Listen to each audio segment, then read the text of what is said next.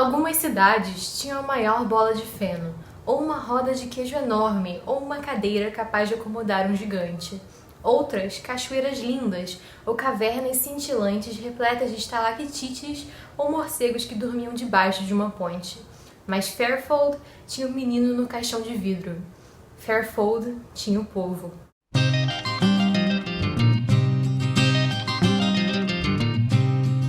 Oi, eu sou a Dora e hoje eu tô aqui pra falar de O Canto Mais Escuro da Floresta, da Holly Black. Eu conheci a Holly Black já pelas Crônicas de Spiderwick, que é uma série de livros que eu adoro, e eu fiquei muito feliz quando eu vi esse livro dela e vi que ele estava grátis como e-book, então eu aproveitei a oportunidade. E logo de cara eu posso dizer que esse livro me pegou de um jeito que eu não estava esperando.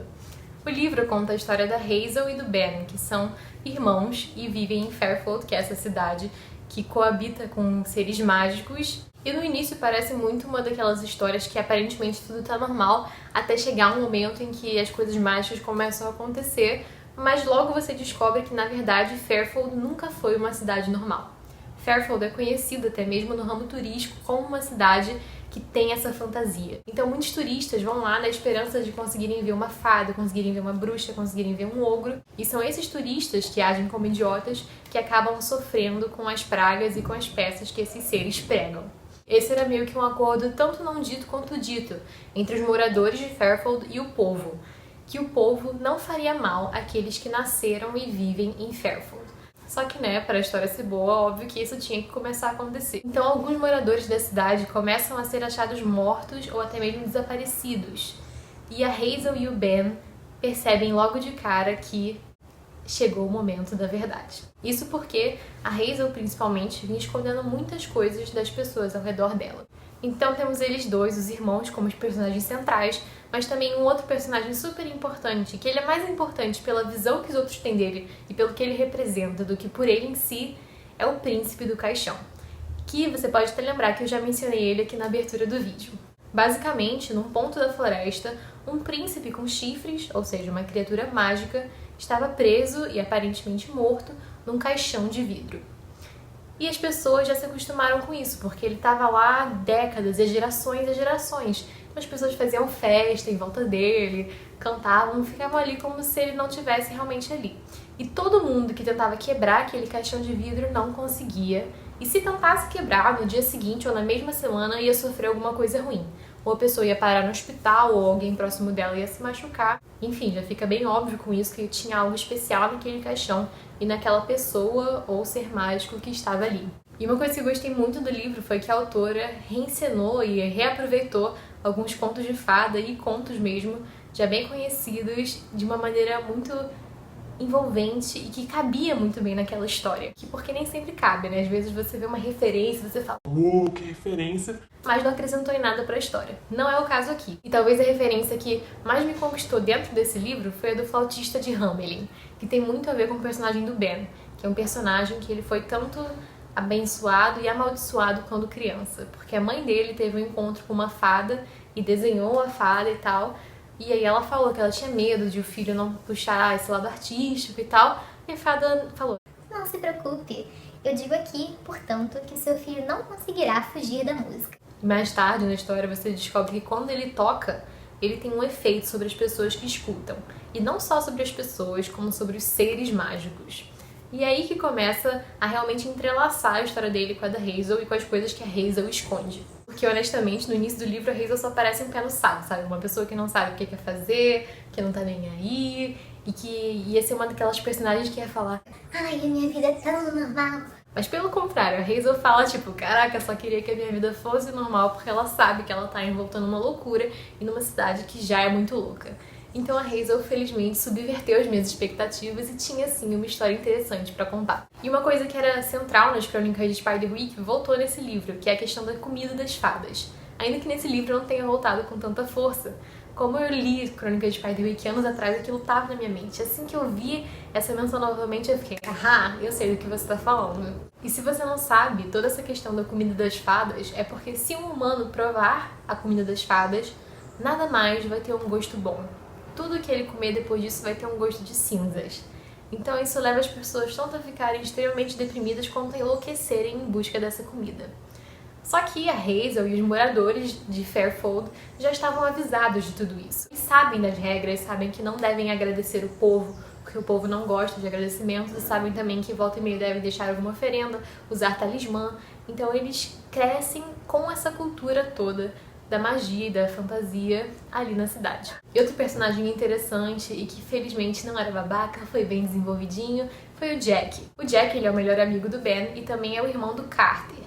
E essa, na verdade, é a coisa central do personagem dele, porque o Jack, na verdade, não é um humano, ele é um changeling, que é mais ou menos uma pessoa que não se enquadra nem ali, nem ali. Uma pessoa que ficou no meio do caminho, no caso dele, no meio do caminho entre duas espécies, o ser humano e a fada. E o que aconteceu é que quando o irmão dele, o Carter, era bebê, os pais perceberam que o Carter, o bebezinho, tinha sido trocado. Então aquele bebê que eles estavam segurando não era o Carter. E aí eles tiveram que queimar o bebê para a mãe do bebê, que era uma fada, poder aparecer e tentar desfazer o truque. Só que nisso eles acabaram ficando com o Carter real e com esse bebê falso, que era o Jack. Que era um bebê, só não era o bebê deles. Então o Jack passou a viver com essa família de humanos, ainda que ele fosse verdadeiramente ou originalmente das fadas.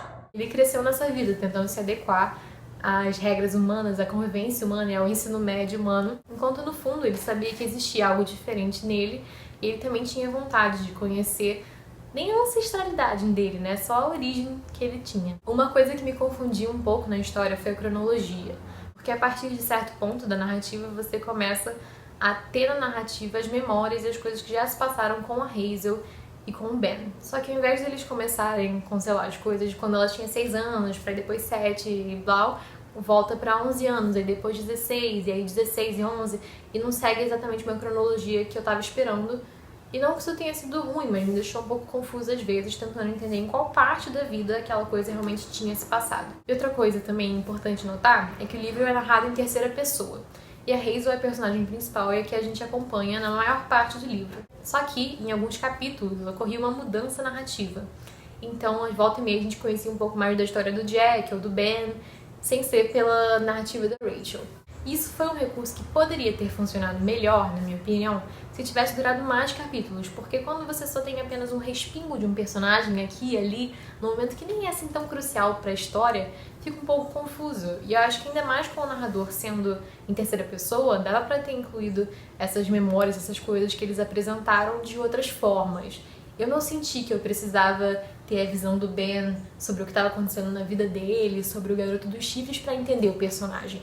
Então talvez isso tenha sido algo que foi um recurso fácil demais e uma coisa que poderia ter sido melhor elaborada. Foi uma coisa que me saltou aos olhos quando eu li. E lendo esse livro também tive um outro flashback de As Crônicas de Spiderwick e eu percebi que a Holly Black tende a apressar um pouco o final. Então aquela grande questão da história, aquele grande vilão de repente tem uma resolução muito rápida e que pronto, já acabou, estamos felizes agora. E eu fico nervosa. E na verdade, nas Crônicas de Spiderwick, eu gostei dessa resolução. Foi uma resolução que alguns podem considerar tosca, mas que eu achei genialmente tosca. Mas nesse livro eu realmente senti falta de um conflito um pouco maior. Ainda tem uma cena de conflito boa, é uma cena de duelo, é uma cena de enfrentamento real, luta de espada e tal, da Heartseek e da Heartsworn, que são as duas espadas importantes para a história, são espadas mágicas. Aliás, antes que eu volte pro meu assunto, isso é uma coisa interessante, porque a Heartseek é uma espada que sempre busca o coração, por definição. Então ela sempre acerta o alvo. Enquanto isso, a Heartsworn é meio que a espada da verdade, né? Porque ela tá jurada ao coração. E então o enfrentamento dessas duas é uma coisa meio o enfrentamento do Harry Potter e do Lord Voldemort, tá ligado? Funciona. Mas, voltando ao que eu tava falando do negócio da resolução rápida e dos vilões, eu senti que o Alder King não funcionou muito bem como vilão, porque ele parecia meio com uma motivação meio tola, sabe? Ah, vingança da cidade tal. Você só ouve falar 2 vezes sobre e... Poder e controle. Ah, tá, vai, conta outra. Muito mais legal do que ele, na minha opinião, era o monstro da floresta, o grande monstro.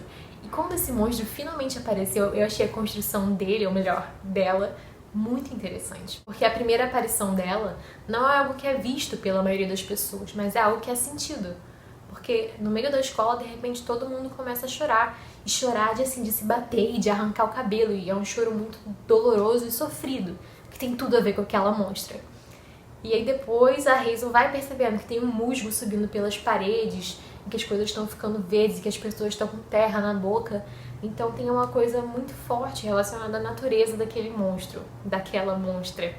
E quando a monstra finalmente aparece, ela é um emaranhado de galhos e de musgo e de mofo, e tem tudo a ver com a história por trás daquele ser, né? Que eu não vou falar pra também não arruinar o livro, mas que eu achei uma história interessante e que aí sim funcionou. Eu acho que o destaque do livro pra mim foi esse monstro. Eu gostei muito do modo como ele foi elaborado. E é isso, gostei.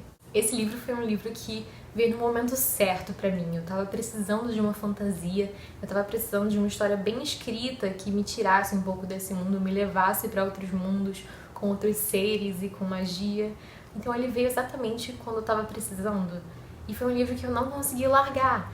Eu li, assim, do início ao fim, muito rapidamente. Pelo tempo de leitura, em média, lá eu vi que as pessoas geralmente leem ele em 4 horas também. Então é uma leitura que é envolvente, é interessante. Eu super recomendo nesse momento que a gente tá vivendo que você viaje um pouco com essa história. E aí, pensando em que pão esse livro poderia ser, eu vou ter uma resposta um pouco mais fantasiosa e vou dizer que ele seria um pão das fadas. Porque a escrita da Holly Black tem esse gostinho particular e peculiar que eu não encontro facilmente em outros livros. E na verdade até agora nem encontrei. Acho que a fantasia dela é muito única da autora e eu tenho gostado bastante de ler as coisas dela.